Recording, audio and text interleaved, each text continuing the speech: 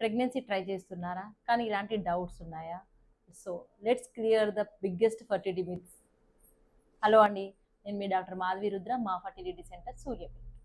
Madam, infertility అంటే అమ్మాయి ప్రాబ్లమేనా?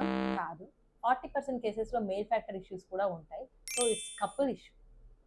Period రెగ్యులర్గా ఉంటే ఫర్టిలిటీ పర్ఫెక్టా? లేదు, పీరియడ్స్ రెగ్యులర్గా ఉండి కూడా ఫర్టిలిటీ ఇష్యూస్ ఉండి ఓవులేషన్ ఇష్యూస్ ఉన్న వాళ్ళు ఉంటారు. స్ట్రెస్ వల్ల మాత్రమే ప్రెగ్నెన్సీ డిలే అవుతుందా? కాదు, stress is one of the factor, కానీ స్ట్రెస్ ఒక్కటే ఫ్యాక్టర్ కాదు. ఫర్టిలిటీ సైకిల్లో ఎప్పుడైనా ప్రెగ్నెన్సీ అవ్వచ్చా? కాదు, ఫర్టిలిటీ విండో అంటే ఓవులేషన్ టైంలో మాత్రమే ప్రెగ్నెన్సీ అయ్యే ఛాన్సెస్ ఎక్కువగా ఉంటాయి. ఐవీఎఫ్ అంటే 100% గ్యారంటీయా మేడం? కాదు, ఐవీఎఫ్ అంటే డెఫినెట్గా సక్సెస్ రేట్ ఎక్కువ ఉంటుంది, కానీ 100% అయితే కాదు. హెల్తీగా ఉన్న ఏజ్ మ్యాటర్ అవుతుందా madam? Definitely age is a very important factor. 30 తర్వాత even you are healthy, age వల్ల ఎగ్ క్వాలిటీ తగ్గుతూ ఉంటుంది. So don't believe in myths, believe in science. మీకు ఏమైనా డౌట్స్ ఉంటే మీ దగ్గర ఉన్న ఫర్టిలిటీ స్పెషలిస్ట్ కన్సల్ట్ అవ్వండి, మీ డౌట్స్ క్లియర్ చేసుకోండి అండ్ ప్రెగ్నెన్సీ త్వరగా ప్లాన్ చేసుకోండి.